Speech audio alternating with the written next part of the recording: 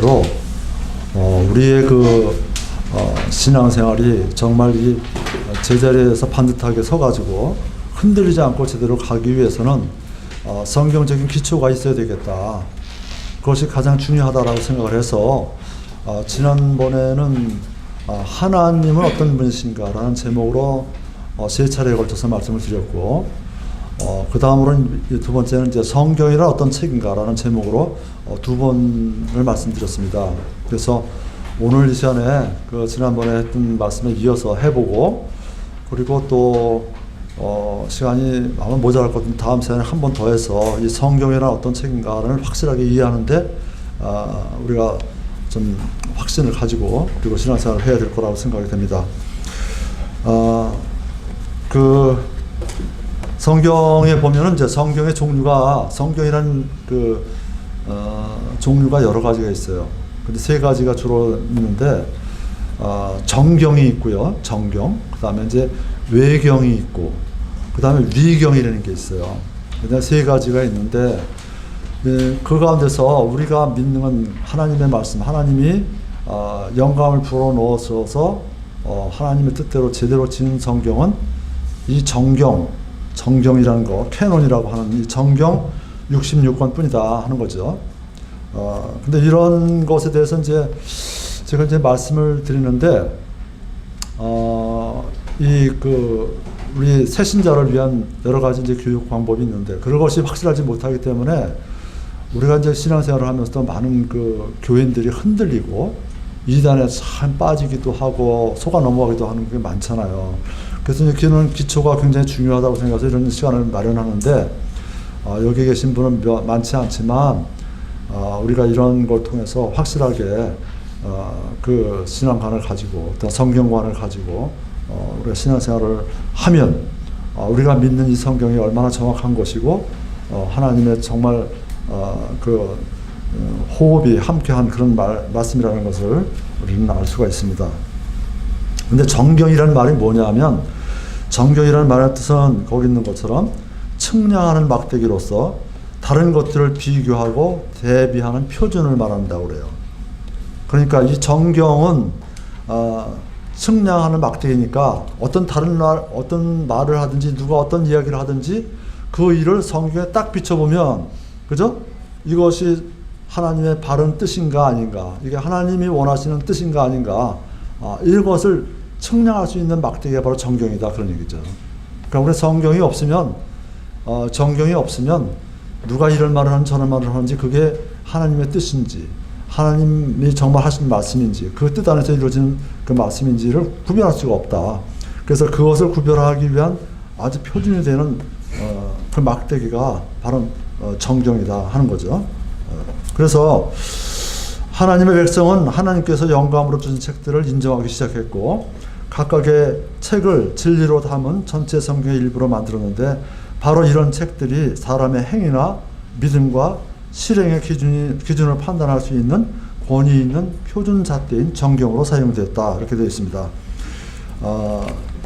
이 성경에 대해서 이렇게 좀 간략하게 좋은 말이 없어요. 사실 제가 여러분에게 지난번에 소개했던 그 책자, 새신자를 위한 여러 가지 교육, 거기에도 보면 이 성경에 대해서 정말 우리가 이해할 만큼 만족할 만한 내용이 빠져 있어요. 그래서 이 부분은 지금 우리 신학원에서, 우리 교회 신학원에서 하는 조직 신학에 있는 그 내용들이 많이 여기 포함되었습니다. 그래서 8처리에서 포함됐고, 또 그 책에서 필요한 것도 딱 그래서 했으니까 그렇게 이해해 주시기 바랍니다. 근데 두 번째 보면 거기에 있죠.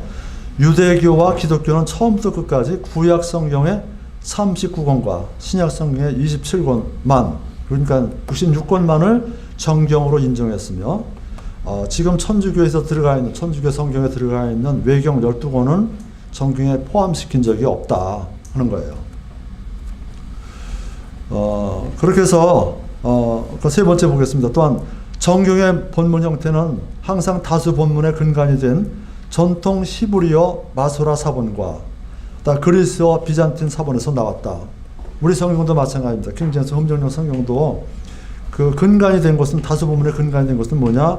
전통 히브리어 마소라 사본, 그 다음에 구약은 그런 거죠. 신약은 그리스어 비잔틴 사본 이런 거, 이 두 가지를 중심으로 해서 이게 이제 나왔다 그런 얘기죠.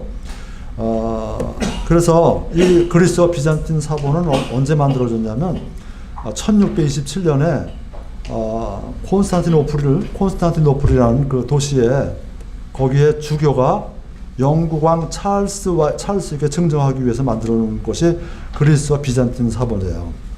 그래서 이게 만들어진 그 그리스어 비잔틴 사본을 중심으로 해서 우리가 이제 그 현재 그 성경이 킹제임스 성경의 성경이 이제 만들어졌다 그런 얘기가 되겠습니다. 정경은 그러면 누가 정하는 거냐? 사람들이 정한 것 같죠. 그렇지만 모든 일 하나님의 일은 다 그렇잖아요. 사람을 통해서 하시잖아요. 사람을 통해서 하나님의 영감을 통해서 사람을 통해서 그렇게 이제 만든 거죠. 그래서 거기에 보면 정경은 사람이 정할 수 없고 하나님이 정하신다. 그다음에 성경의 영감은 정경을 요구하며 어떤 책이 정경이 되는 것은 하나님께서 그 책에 영감을 불어넣으셨기 때문이다. 이렇게 되어 있습니다. 그러니까 하나님께서 영감을 불어넣으셔서 만들어진 책은 자동적으로 그게 사람들을 설득하고 사람들을 이해하고 사람들이 받아들이게 수용하게 만들어서 그게 정경으로 된 거다. 이거죠. 그 외의 것은 영감이 직접적으로 들어가지 않기 때문에 정경에 포함될 수가 없었다. 그 얘기입니다. 그 다음에 구약 성경은 거기 보면 정경은 이제 사람이 정할 수 없다는 것이 그렇게 알아두시면 되겠고요. 구약 성경은 제사장들이 성전 안에 그 사본들을 간수했으며 정경 작업은 서기관 에스라 시대와 말라기가 기록된 시대에 끝이 났다. 우리가 보통 그 성경에서 나오는 서기관 그런 얘기 하잖아요. 이 서기관들은 뭐냐면 옛날에는 인쇄술이 발달하지 못했기 때문에 전부 다 필서로 써서 보존해야 됐잖아요. 그래서 그 서기관들이 그 원본을 보고 거기다 똑같이 베끼는 거예요. 그 히브리어가 굉장히 까다롭기 때문에 점 하나가 있고 없고에 따라서 그죠? 의미가 막 달라지고 해석하는 방법이 달라지니까 굉장히 중요한 거죠. 그래서 그거를 정말 서기관들 우수한 사람들을 뽑아서 그들이 기록해서 성경을 이렇게 보존하게 만들었다 그 얘기입니다. 그 다음에 신약 성경의 경우는 주후 397년에 카르타고 공회라는 그 공회가 열렸는데 그때 거기 모인 모든 그 사람들 주로 이제 뭐 교부들이라고 하는 사람들도 있었고 그다음에 무슨 뭐 어떤 교회의 그 목회를 맡고 있던 중요한 교회 목회를 맡고 있던 사람들이 모여서 카르타고라 하는 그런 장소에서 모여서 공회를 했는데 거기서 이제 일반적인 동의를 얻어서 요것이 신약 성경의 정경이다라고 이렇게 정해졌다 그 얘기입니다. 요약을 보겠습니다. 요약을 해보면 무슨 얘기냐면 어떤 책이 정경이 되는 것은 하나님의 뜻이다. 하나님의 영감 때문이다. 하나님의 영감이 없으면 정경이 될 수가 없었다 하는 거죠. 그래서 우리가 지금 66권 이것은 하나님의 영감이 거기에 포함되어 있고 하나님의 영감으로 쓰여진 책이기 때문에 정경으로 선정이 된 것이다 하는 거죠. 그 다음에 두 번째는 사람의 인식을 통해 드러났다. 사람이 이것은 정말 하나님의 영감이 들어가서 쓰여진 글이다 하는 것이 사람을 통해서 거기 참석한 모든 사람들을 통해서 드러났다 그런 얘기죠. 사람들은 이미 하나님께서 정하신 정경들을 다음 5가지 원칙에 의해서 발견했을 뿐이다. 근데 그 5가지 원칙이 그게 중요한 거예요. 네, 한번 보겠습니다. 첫 번째는 뭐냐 하면 하나님의 권위가 있는 책인가. 그걸 기준으로 했다는 거죠. 그래서 그렇게 보고요. 두 번째는 하나님의 사람, 즉 대언자가 썼는가 안 썼는가. 하나님의 사람이었던 대언자가 쓴 것이라 해야 된다. 그 얘기죠. 그 다음 세 번째는 하나님과 사람 등에 대해서 진리를 말하는가. 하나님을 제대로 말하는 거고 사람에 대해서도 제대로 평가하고 있는 건가. 그런 거죠. 그 다음에 네 번째는 하나님의 권능이 있는 책인가. 그 다음에 다섯 번째는 하나님의 백성이 받아들였는가, 수용했는가. 요 5가지 원칙에 의해서 정경으로 선정된 거예요. 거기 보면 전부 다 영어의 그 이니셜이 전 이렇게 돼 있어요. APA 이렇게 돼 있어요. 그죠? APA 이렇게 되는데, authoritative, 그 다음에 prophetic이 되고, 세 번째는 authentic, 그 다음에 powerful, 그 다음에 acceptance. 그래서 그 머리 긁었다는 게 APA. 그걸 기억해 두면, 이런 원칙에 의해서 정경이 만들어졌구나. 정경이 선택이 됐구나. 정경으로 선택되었구나 하는 것을 여러분이 알아두면 되겠습니다. 그 다음에 이제 이거 외경은 우리가 몰라도 되는 건데, 이런 것이 있다는 걸 알아두면 다른 사람이 누가 와서 외경 얘기를 할 때 그거에서 반박을 할 수가 있겠죠. 그래서 외경은 뭐냐면, 총 15권으로 되어 있습니다. 근데 천주교에서 지금 그 15권 가운데서 12권만을 이제 그 제2의 경전이라고 그래가지고 집어넣어 있죠. 근데 이 외경은 포로 생활 이후에 기록이 됐다 그래요. 그래서 BC 270년경이니까 예수님이 오시기 전에 거의 270년 전에 이 외경이 포로 생활 이후에 만들어진 거다. 근데 그렇게 해서 만들어진 그 성경이 70인역이라고 하는데 70인역이 포함이 되어 있는데 실질적으로는 뭐 72명이라고 하는데 70인역으로 했는지 자세히 모르겠어요. 하여튼 70인역이라고 한 곳에 있다. 거기에 처음으로 이제 외경이라는 말이 나오고 그 외경에 들어가 있다. 그런 얘기입니다. 이 가치는 뭐냐? 여기는 이제 그 영감은 없지만 그 당시의 역사를 이해하는 데 도움이 되는 그런 정도의 가치는 있다. 이렇게 파악해 주면 되겠습니다. 그 다음에 외경에서 찾아볼 수 있는 비성경적 카톨릭 교리가 있는데 이것이 중요한 거죠. 그렇죠? 우리가 왜 살아있는 동안에만 확실하게 구원을 얻어야 되는가?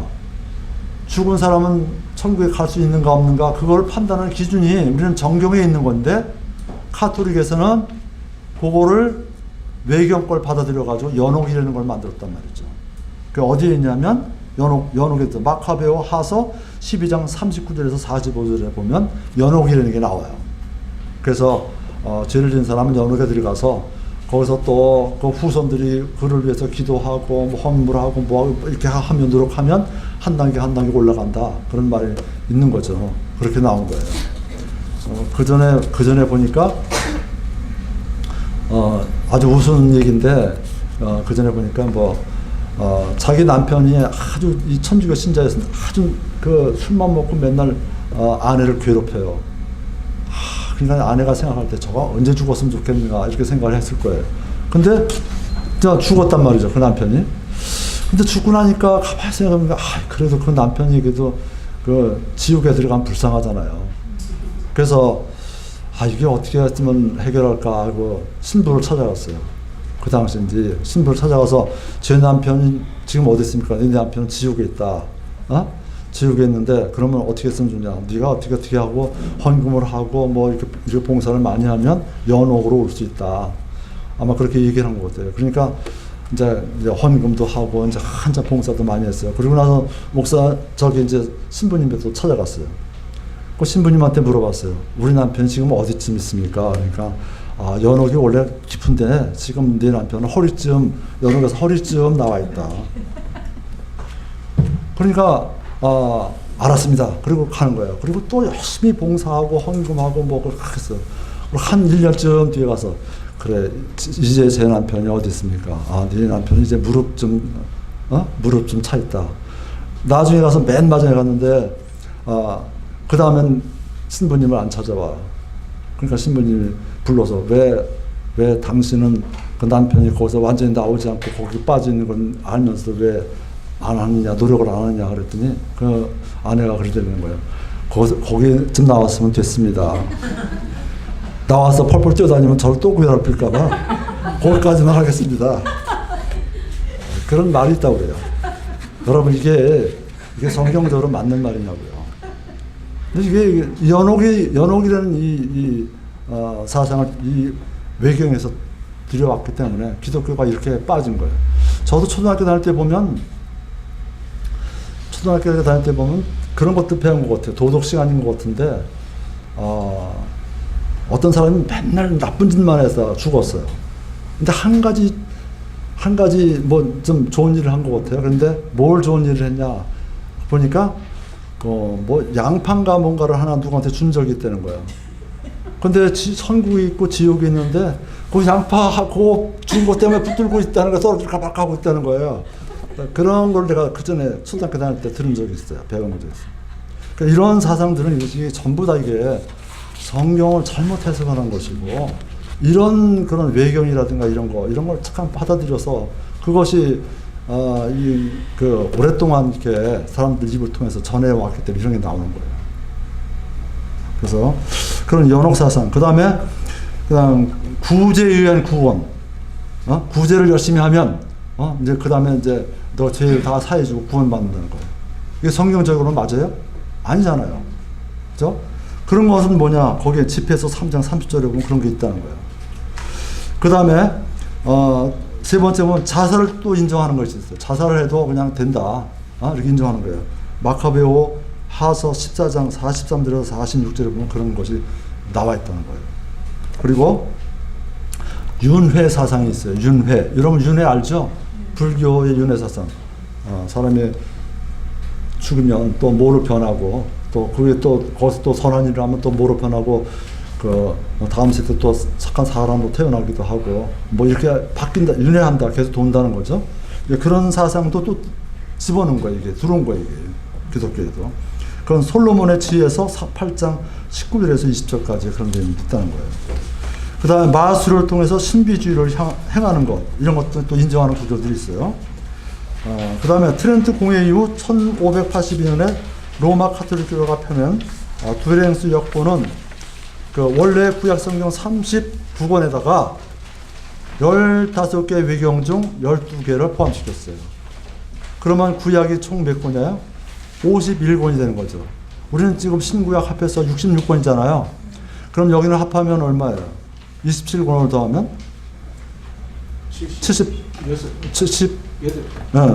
78권이 되죠. 그렇게 해서 총 그 성경이 이렇게 많아진 거예요. 그러니까 천주교 다니는 사람들 성경을 보면 이게 두껍다고요. 그 왜냐? 외경에 들어가 있는 거예요. 그런데 거기서 이제 한글 공동 번역이라는 성경이 있어요. 여러분 그 성경 서점에 가서 보면 공동 번역 성경이라는 게 있다고 이렇게. 거기에 보면 그게 뭐냐면 캐토릭하고 그 다음에 우리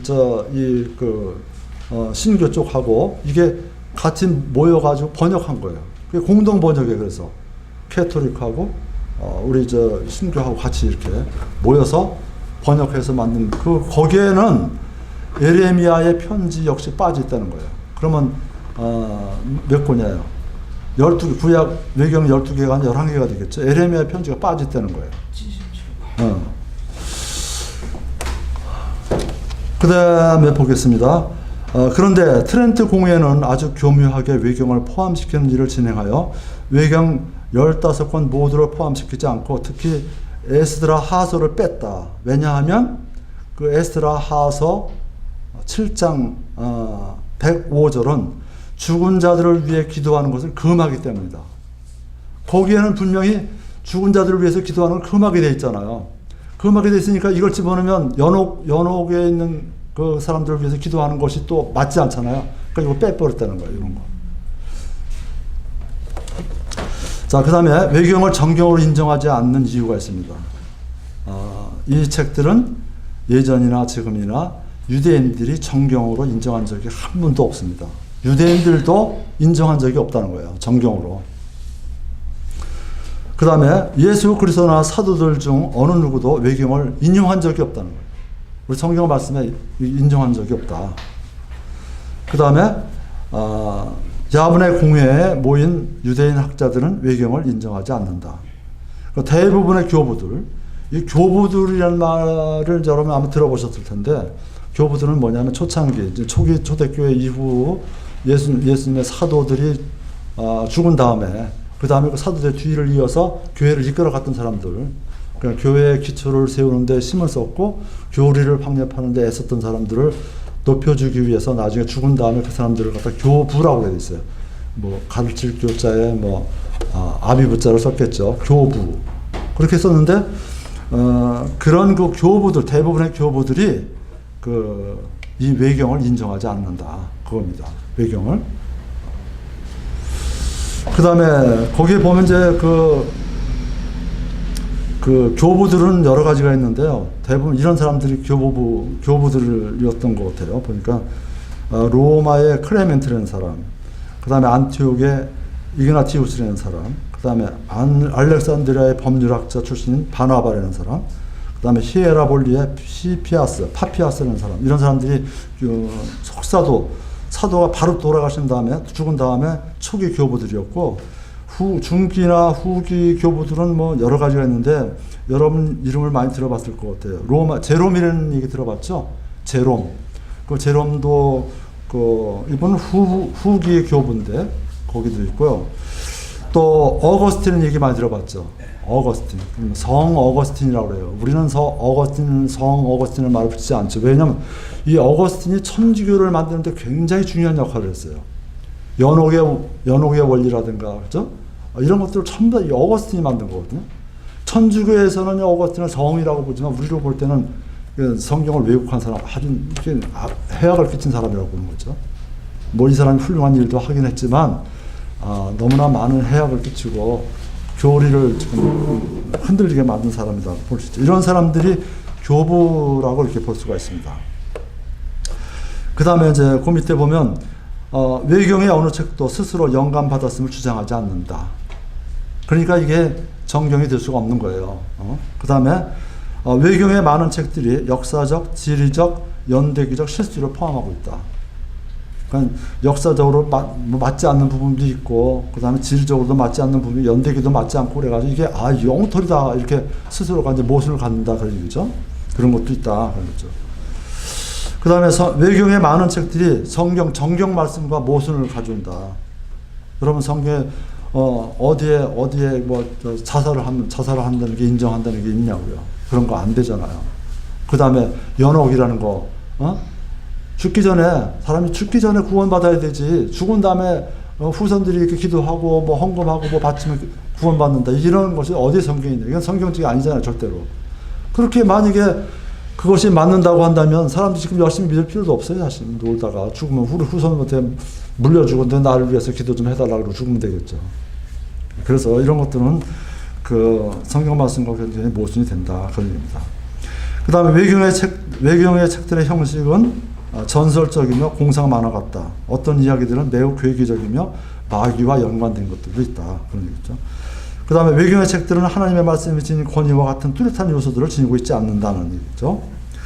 그 다음에 여러 가지 이유로 해서 모두 그리스어로 기록된 외경들은 여기에 보면 라틴어로 현존하는 단 한 가지만을 빼놓고 전부 다 뭐에 관계된 거냐면 동양의 예범절, 그 다음에 언어, 그 다음에 견해와 역사 등을 설명해주는 고대 문서로서만 그런 고대 문서로서의 가치만이 있다.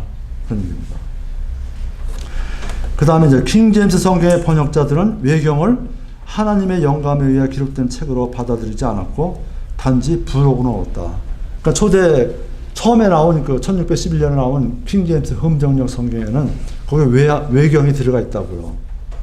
거기도 외경에 포함시켰는데 그거는 하나님의 영감에 의해서 기록된 책이 아니라 참고하라. 그죠? 이런 것도 있다. 역사적으로 이런 거 맞는 부분이 있다. 이런 걸 이제 참고적으로 성경을 이해하는 데 도움을 주기 위해서 기록한 거지. 그것이 정경이기 때문에 모든 사람들이 봐야 되는 거로 이렇게 기록한 건, 거기다 수록한 건 아니다. 그런 얘기입니다. 근데 그래서 이제 요즘 우리 성경에는 이제 외경에 전혀 빠져버렸죠. 이제는 완전히 빠졌는데 처음에는 그때 당시 분위기로서는 캐톨릭 그 성경에 전부 다 외경을 다 포함하고 있었기 때문에 이거라도 그냥 참고라도 집어넣지 않으면 많은 사람들이 캐톨릭에 저는 많은 그 적들이 많잖아요. 그러니까 아마 그때 참고 서적으로 이렇게 집어넣은 것 같아요. 그 다음 위경이라는 게 있습니다. 위경이라는 것은 거기 있는 바와 같이 구약 성서의 마지막 책이 되는 말라기와 신약 성서가 시작되는 마태복음 사이에 약 제가 계산해보면 470년 정도가 되더라고요. 말라기가 기록된 시기가 BC 441년이고 성경 역사처를 찾아보니까 그래요.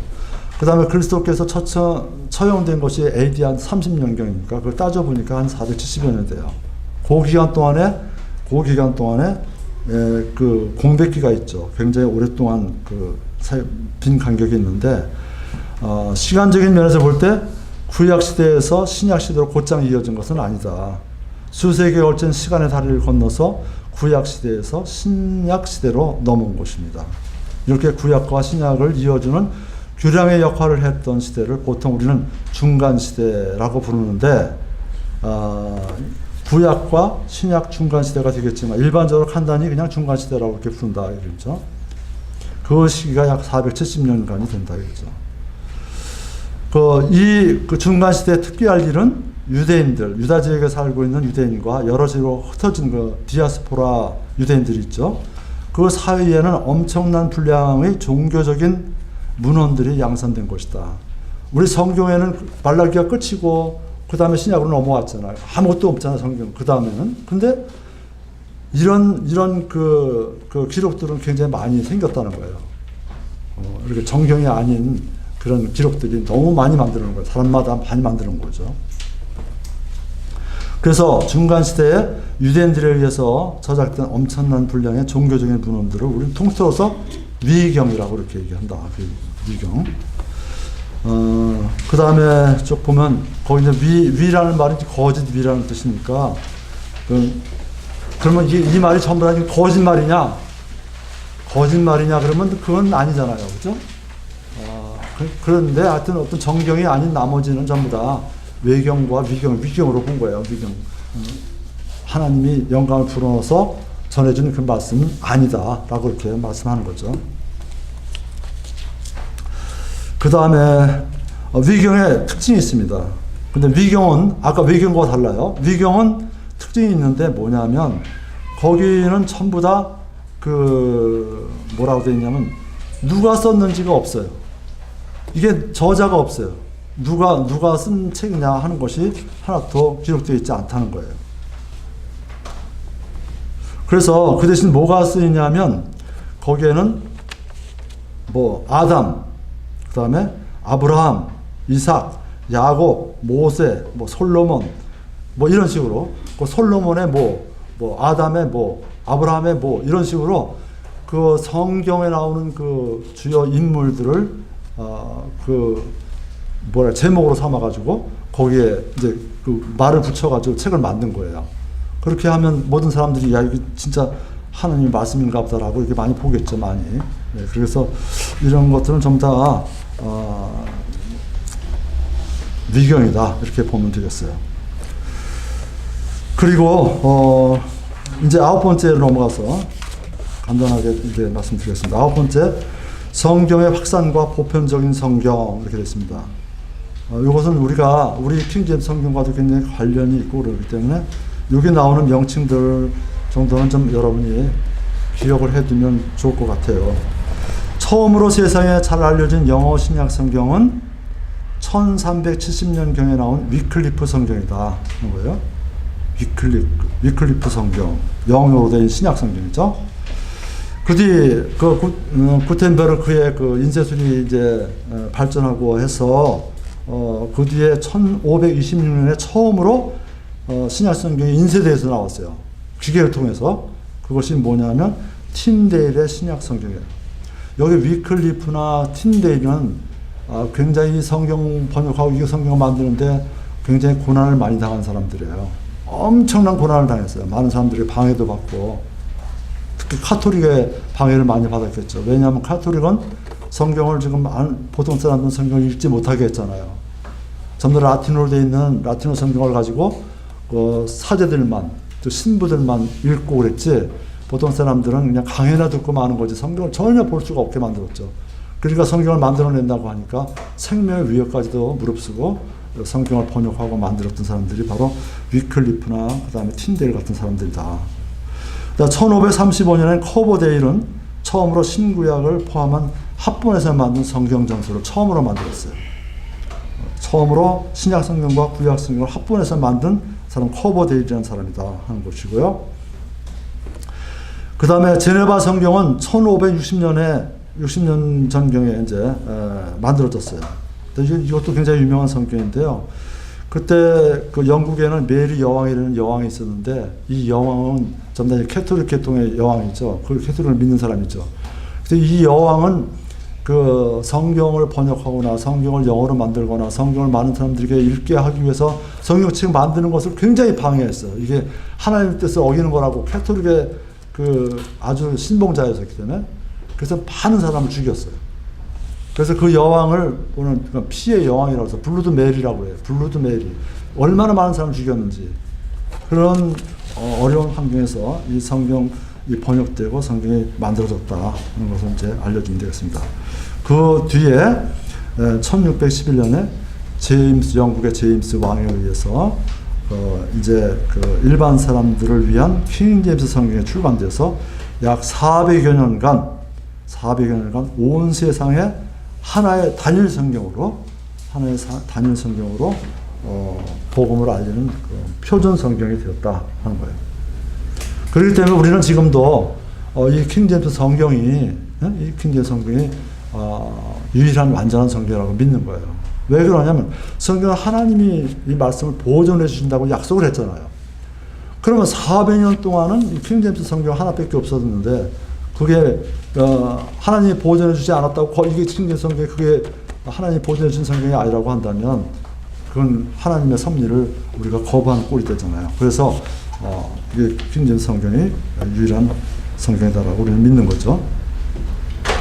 그 다음에 두 번째는 킹제임스 성경은 영어가 최고조에 이른 때에 당대 석학 50여 명이 원어에서 충실하게 번역한 성경으로 단 한 번의 수정이 없이 이분들이 나눠서 이제 성경을 만들었겠죠. 번역했겠죠. 만들어가지고 딱 해놓고 나서 했는데 그 성경은 단 한 번의 수정도 없이 그 완벽한 성경으로 만들어졌다. 그런 얘기입니다. 물론 이 성경이 인쇄된 다음에 토시가 틀렸다든지 뭐가 틀렸다고 해서 고친 적은 여러 번 있겠죠. 그렇지만 성경 내용은 전혀 고친 적이 단 한 번 탁 만들어졌다는 거예요. 그 다음에 보면요. 그 밑에 보면 킹제임스 성경의 가장 큰 특징은 하나님께서 보존해 주신 히브리어 전통 마소라 본문과 그리스어 공인 본문 아까 얘기한 거 있었죠? 그걸 중심으로 해서 비잔틴 사본을 중심으로 해서 공인 본문을 중심으로 해서 축자적으로 완벽하게 번역해서 전 세계 공통어인 영어로 표현하여 말 그대로 모든 성경의 표준이 되었다는 데 있다 그럽니다. 영어권이 그 당시에 세계를 지배했고 영국은 그 다음에 뭐라 그러냐 그 당시에는 영국은 해가 지지 않는 나라라고 유명했잖아요. 그렇죠? 세계를 지배했던 것이 영국인데 그 영국의 언어인 영어를 통해서 하나님께서 이렇게 성경을 만들어서 세계적으로 많이 복음화시키고 보급하는데 하나님께서 인도하심이 있었다고 보는 거죠. 그 이후에 지금 성경이 이제 여러 개 나와서 이 킹제임스 성경을 잠깐 밀어내고 잠깐만 이 성경을 바꾸려고 했던 시도가 주로 언제냐면 1970년대에 들어서면서 그러니까 지금이 2018년이니까 몇 년 전이에요. 1970년대 들어오면서 NIV가 나왔으니까 약 50여 년 전인가요? 이때부터 이제 그냥 우리 성경이 이제 많이 흔들리기 시작한 거예요. 킹제임스 성경을 밀어내고 자꾸만 이제 자기들의 그 주장하는 그 내용들과 맞는 것 그런 성경으로 자꾸만 바꾸기 시작한 거죠. 그래서 NIV라든가 NASB 같은 현대 여권이 이제 쏟아져 나오고 이런 것들은 전부 다 뭐냐면 부패된 히브리어 마소라 본문과 그리스어 비평 본문에 근거하고 있으므로 수천 군데의 오류를 담고 있고 특히 축자적 그 다음에 형식적 일치 번역이 아닌 동적 일치 번역이므로 완전한 하나님의 말씀이 아니다 이렇게 보는 거예요. 자, 지난번에 우리가 말씀드렸죠. 형식적 일치적 기법이라는 건 뭐라고 그랬어요? 단어 대 단어. 그렇죠. 히브리어의 단어가 6개 있으면 번역한 영어 단어도 6개로. 그죠? 이렇게 그 형식적으로 일치 기법을 해서 번역한 것이고 동적 일치 기법이라는 것은 뭐냐면 그것처럼 되어 있는 게 아니라 그냥 뜻만 의미만 같으면 다른 단어로 막 바꿔도 된다 그런 얘기죠. 뜻만 같으면 그걸 동적 일치 번역이라고 했는데 우리 그 킹제임스 흠정역은 형식적 축자적 형식적 일치 기법을 썼다. 그래서 번역한 것이다. 이렇게 알아두면 되겠습니다. 그 다음에 이제 10번째 오늘 이제 가장 이것만 마치고 끝내겠습니다. 성경의 영향, 성경이 어떻게 인류에게, 우리에게 영향을 미쳤는가 보겠습니다. 성경은 인류 역사를 통해 가장 많이 읽히고 번역되고 팔리고 영향을 미친 책이다.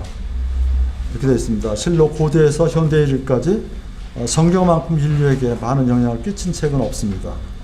기독교의 정경인 성경은 지금까지 2000여 언어로, 우리 전 세계 언어가 2000 몇백 개 되는 걸로 알고 있습니다. 근데 2000여 언어로 번역이 되었으며, 세계 어디서나 어느 정도의 성경 지식을 갖고 있지 않으면 문화인이라고 불리기 어려울 정도로 이렇게 성경이 많이 보급이 됐고, 성경 지식도 많이 이렇게 알려졌습니다. 그래서 요즘 시대를 이제 예수님께서 돌아가신 다음에 승천하시면서 우리에게 명령을 주신 게, 아까도 말씀드렸지만 예루살렘과 온 유대와 사마리아 땅끝까지 이르러 내 증인이 되라고 했잖아요. 지금 거의 땅끝까지 다 이른 거예요. 거의 2000여 언어로 번역이 돼서 성경이 퍼져나갔거든요. 우리가 거의 이제 마지막 시대를 살고 있다, 이런 걸 우리가 참고적으로 우리가 알 수가 있는 거죠. 그 다음에 두 번째 보면, 역사를 통해 많은 사람들이 성경을 파괴하려고 시도했으나 그들의 시도는 모두 허사로 드러났다. 이게 인본주의 신학자, 인본주의 학자 같은데 볼테르 같은 사람이 있는데요. 볼테르 같은 인본주의 불신자들의 성경 무용론 주장에도 불구하고 지금 이 시간에도 성경은 사람을 구원한 유일한 지식을 값없이 사람들에게 제공하는 그런 책으로서 생명의 샘이 되고 있다고 볼 수 있습니다. 앞으로 이 땅이 소멸되고 새 하늘과 새 땅이 열리며 영원한 미래가 올 때까지 성경은 믿지 않는 이에게 하나님의 지옥 심판의 경고를 주며 믿는 이에게 하나님의 생명과 구원을 줄 것으로 확신합니다. 오늘 이렇게 해서 그 성경이라는 제목의 세 번째로 말씀드렸는데, 다음 시간에는요, 그러면 그 우리 킹 제임스 성경하고 그 다음에 이제 뭐 다른 성경하고 현대 역본들하고 어느 부분에 차이가 있는지 그걸 실제로 비교해가면서 마지막으로 점검해봐서 이 성경이나 어떤 책인가를 이제 마감하는 시간을 갖도록 하겠습니다. 네, 오늘 오후 프로그램